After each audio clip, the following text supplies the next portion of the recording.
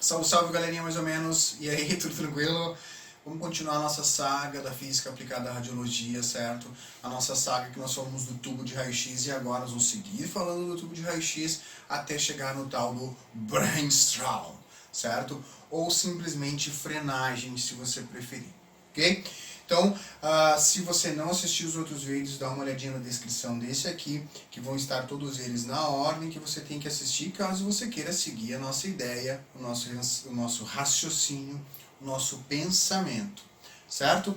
Então vamos lá, vamos seguir então, vamos dificultar um pouco mais as coisas? Vamos. Então olha só, esse é o nosso cabeçote, certo?Esse é o nosso cabeçote, ok? Na verdade, só essa parte de cima, a outra é a caixa de colimação, que a gente vai falar nela num outro vídeo. Nós temos aqui, ó, se destacam as entradas do cabo de força, positivo e negativo, certo? Tensão elétrica, ok? Lá dentro tá o quê? Lá dentro tá o quê? Dentro do cabeçote tem o tubo. Ah, professor, mas o pessoal chama isso tudo de tubo. Não discute com ninguém. Chama de tubo, é isso aí. O importante é a comunicação, tá?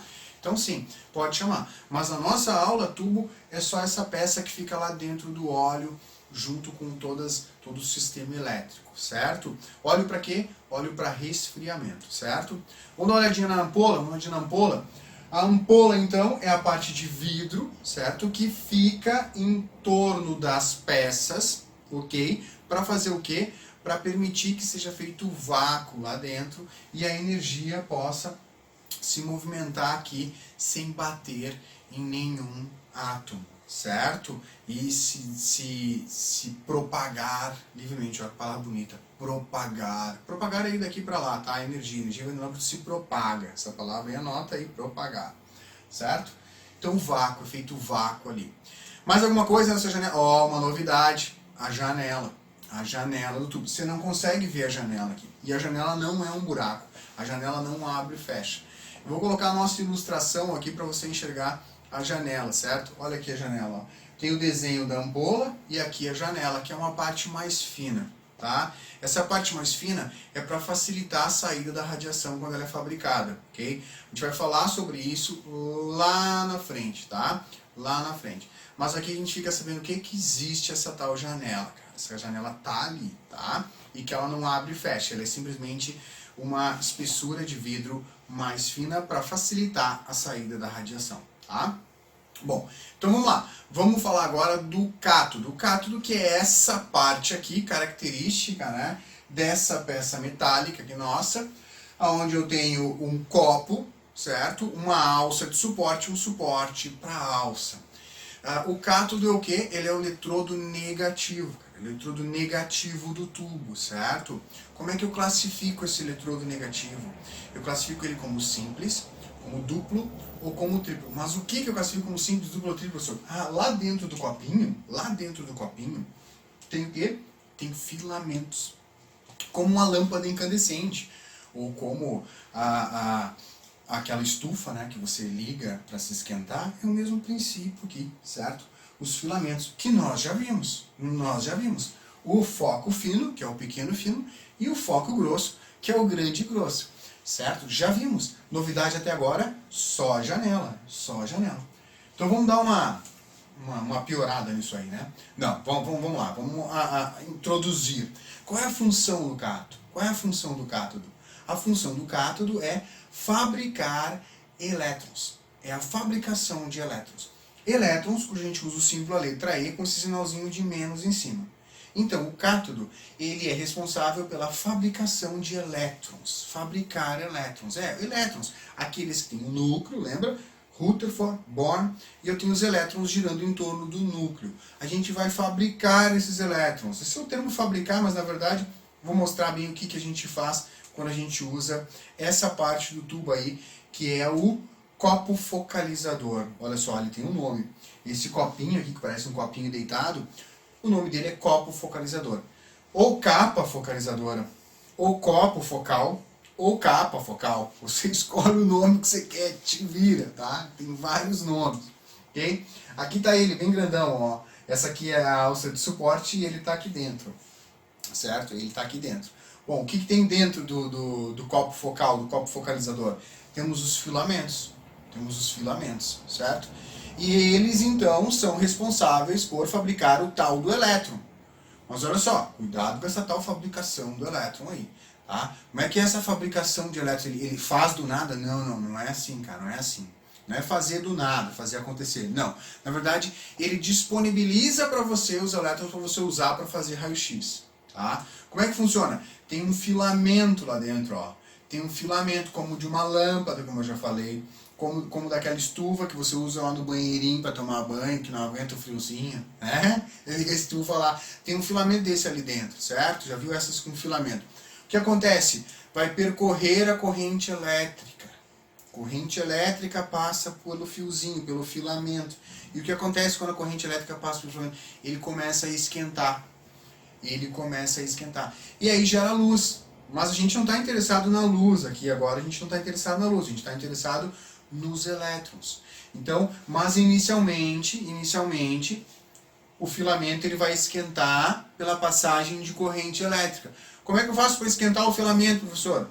Usa a corrente elétrica. Como é que eu uso a corrente elétrica, professor? Vai lá no comando do aparelho de raio-x e aperta o MA, certo? Aperta o MA, que o MA é o responsável por controlar a corrente elétrica que circula no tubo de raio-x, a corrente elétrica que circula no filamento, cara, o miliampere, certo? Tem um vídeo, você assistiu esse vídeo aqui, ó, de um tubo, o pessoal preparando, que a gente conversou no vídeo passado sobre o preparar e o disparar. Aqui nesse vídeo, que eu não sei colocar ele para funcionar, vai ficar muito pesado, quem sabe no futuro, se eu aprender alguma coisa, se você ajudar o professor a evoluir, se você dar like, compartilhar e se inscrever, aquela coisa toda que todo mundo fala, vamos lá ver se eu chego a 10 mil aí, inscritos, e eu faço um vídeo, compro um aparelho de raio-x, não, mas aí teria que ser 100 mil inscritos. Aí eu compro um aparelho de raio-x e te ensino a fazer radiografia. Tá? Ou se eu chegar assim no inscrito, eu faço um vídeo nu. Bom, depois eu edito isso, é melhor se não sair no vídeo. Mas vamos lá. Legal, para você identificar aqui, ó. Nem sei editar, vai sair tudo do jeito que eu tô falando mesmo. Ó, para você identificar aqui no vídeo, ó. Tá aqui a ampola, tô vendo lá de baixo, certo? Tô vendo lá de baixo. Então, olha só. O que tá acontecendo? Tem uma luz lá, professor, tem uma luz. É, o filamento. Corrente elétrica tá passando no filamento, o filamento tá aquecendo e tá fazendo luz. Mas isso é consequência do aquecimento. Eu não quero o aquecimento do filamento, eu quero os elétrons. Mas para eu entender isso aí, eu tenho que fazer o quê?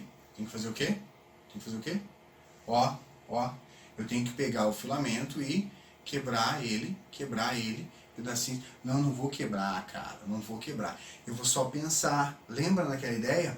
Ó, diminui na menor porção da matéria do filamento para entender o que está acontecendo aqui. E o que está acontecendo aqui? Está acontecendo no átomo do filamento. O que está acontecendo no átomo do filamento? Está passando corrente elétrica. E quem é que recebe a energia dos átomos? Ó, quem recebe a energia dos átomos são os elétrons. Os elétrons são os primeiros a receber essa energia.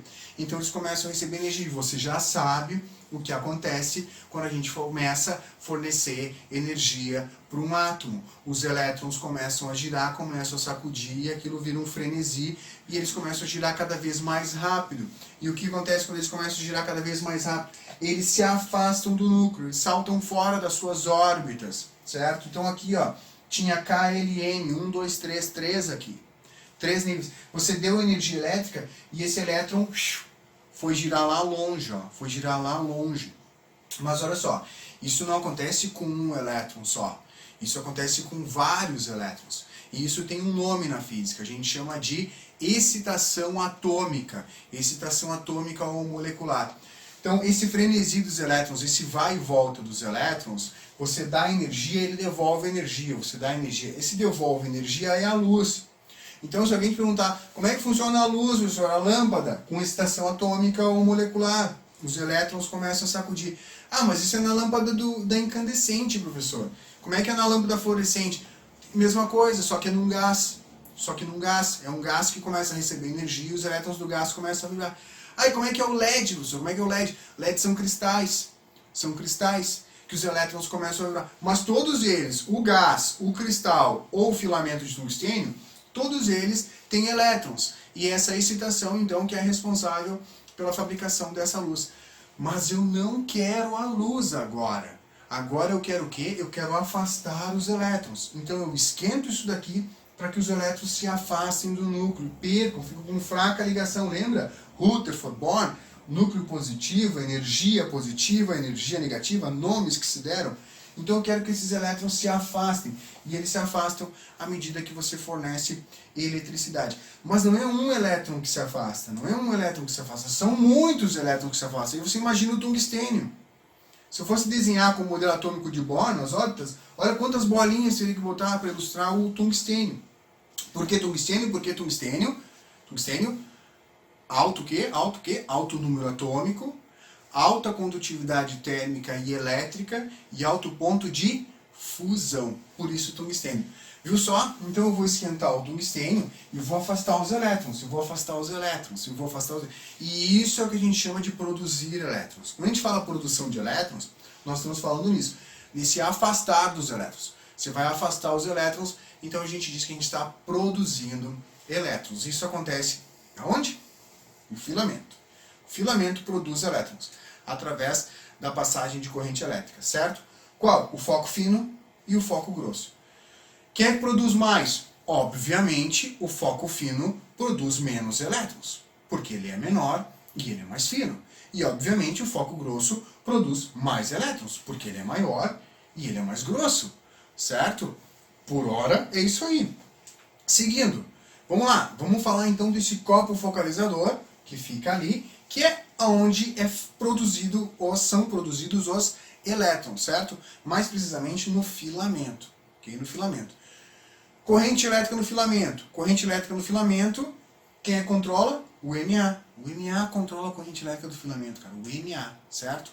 E quando você esquentou o filamento, o que acontece? Liberam-se elétrons. Eu começo a afastar os elétrons do núcleo, certo? Certo. Então, eu chamo isso de aquecimento. Essa passagem de corrente elétrica começa a aquecer o filamento e eles começam a liberar elétrons. E na física, esse efeito é chamado de efeito termoiônico. Termo, temperatura, calor, né? Termo. E iônico é quando você arranca elétrons. Lá na frente a gente vai estudar esse termo iônico. Mas aqui, ó, ele tá para você. Efeito termoiônico, quando você aquece para que ocorra a liberação de elétrons, certo? Então tá, esse efeito termoiônico acontece aonde? Acontece no foco fino? Sim, acontece no foco fino. Corrente elétrica no filamento libera elétrons. Também acontece no foco grosso? Sim, também acontece no foco grosso. O filamento aquece e libera elétrons. Obviamente, o foco grosso vai liberar mais elétrons e o foco fino vai liberar menos elétrons. Tá, mas então, professor, o melhor é o foco grosso? Calma. Mas então o melhor é o foco fino? Calma.